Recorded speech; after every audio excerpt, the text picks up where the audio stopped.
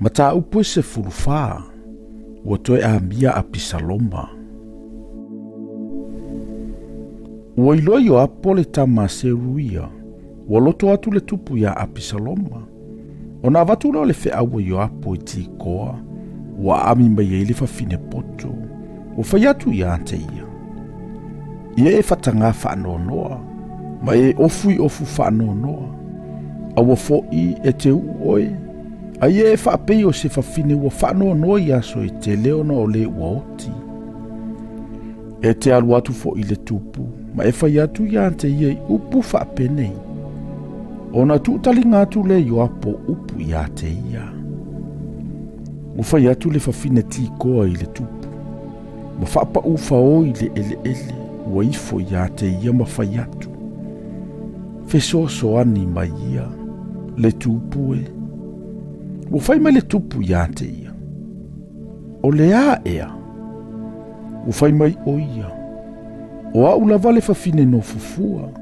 Ua oti la utane. Saila au na fafine tamatane to alua. Sa la fe misa i le vao. Wale aise na te pupulu ya te ila ua. O na fasia leo le tasi. Ufasi o ti lava ya te ia. Fauta mai foi. Ua tutu mai le ainga uma i lau au na fafine. O lo fapea mai i lato.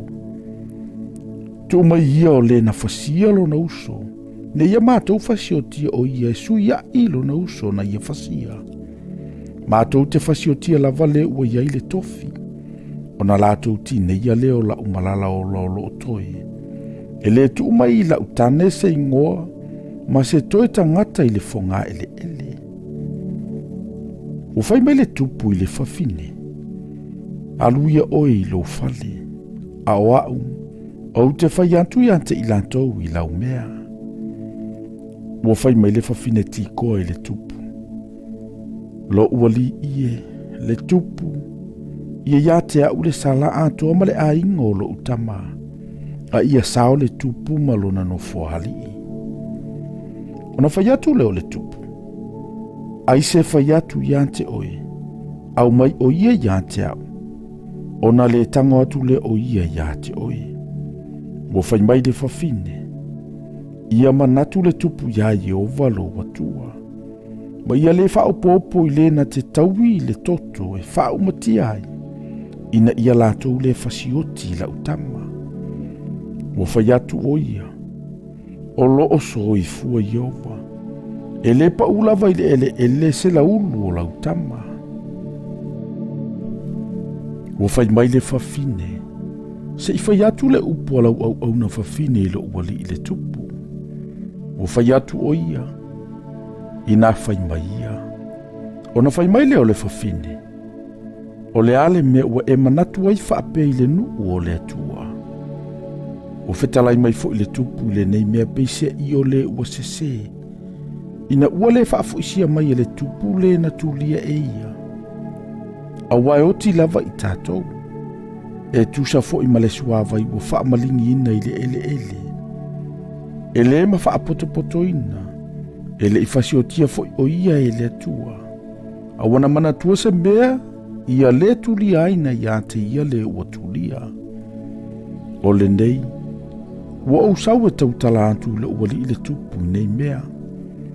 A wana whaamatau le nuu ia te au. O na whaiatu leo lau au na whafine. O te tautala antu lava i le tupu. A tonu e whai e le tupu le mea e whai atu ai lau au na whafine. A wae whaafafunga mai le tupu. Nā te lawe ai mai i lana au na whafine. Ai le lima o le tangata ua fia wha umatia au. A toa mala utama. Ai le tofi o le atua. Na whaapea fo i lau au na whafine. E whai ma wha matala loto le whetala inga lo uali i le tupu. A wae pei o se angelu o le atua. O lo whaapea lo uali i le tupu e whaafafonga i le lei ma le leanga. Ona iai le iante o Yehova lo watua. Ona whai atu i leo le tupu o whapea antu i le whafine. Aua lava e tēnā iante a ule mea o te whesidi atu ai iate oe. ua fai mai le fafine se i fetalai mai ia lo ua li le tupu. Ona fai atu le o le tupu. E le au ea o lua mai o apo i le nei mea uma. Ua tali mai le fafine ua fape mai. Ua e soifua o e lo ua li le tupu. E le alo se tasi le tūtau matau po le tūtau wanga vale. Ai mea uma ua fetalai mai ai lo ua li le tupu.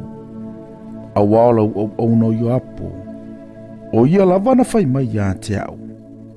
O ia fo ina tuutalinga nei upu umai lau au na fafine. Ua sauni ai nei upu e lau au no yo apo. Ina ia fao oile nei mata upu. Ua poto fo ilo walii. Pe yona poto se angelu a le atua. E sila fia ai mea umai le lalolangi. Ona fai atu leo le tupu ya yo apo. Faauta ea. Ua ufaia le nei mea. Aluia oe. Ma e a mia le taule alea o apisaloma. Ona faapa ufa oa i leo yo apo i le ele ua ifo. Ma faafetai le tupu. Ua fai mai fo yo apo. O le aso nei ua iloa i e lau au na ua alofangia au. E oelo ua li i le tupu. Ina ua fai e le tupu le mea na fai atua i lau au na. Ona tu la ilo yo apo, walu atu i kasuri, wana au maia apisaloma i Yerusalema, ua faiane le tupu, aluane ia ilo na fale, ai auane i maafe ilo ai. Ona aluane ilo apisaloma ilo na fale, auale fe ilo ai ma le tupu. Sale ise tangate Israelu umai pe yo apisaloma, ona au lelei, sa matuavi ia i lava o ia. E afua mai o na lofi vai o oilo na tu muai. E lea ise pona ia te ia. A se lelo na laulu.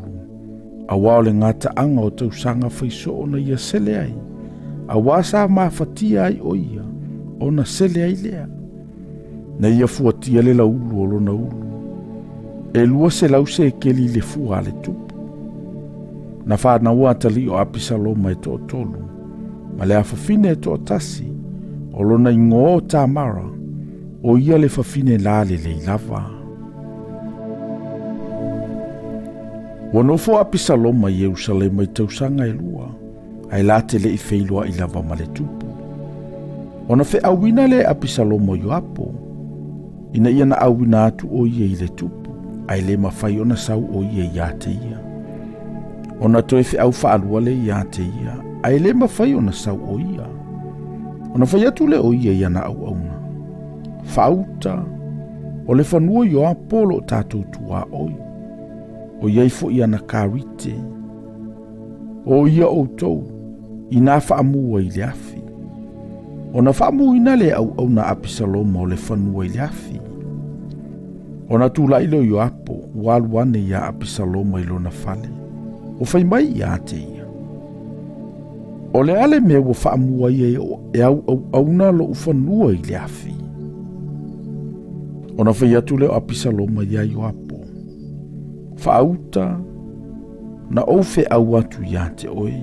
Ua whapea, sawia. O te awina atu oe le tupu ia whapea. Se ale mea na ou sawaina i kāseuri. E lelei lavana au ia i pea. O le nei. Se i mawhailoa i male tupu. A fai fo o ia te au se anga sala. Ia fasi o ti au e ia. O na alu atu leo i apo i le tupu. Ua tau atu wai ia te ia. O na a amia i leo ia o apisaloma. Ua i alu atu i le tupu ma i foto e leilu mo le tupu. O na songi atu leo le tupu ia apisaloma.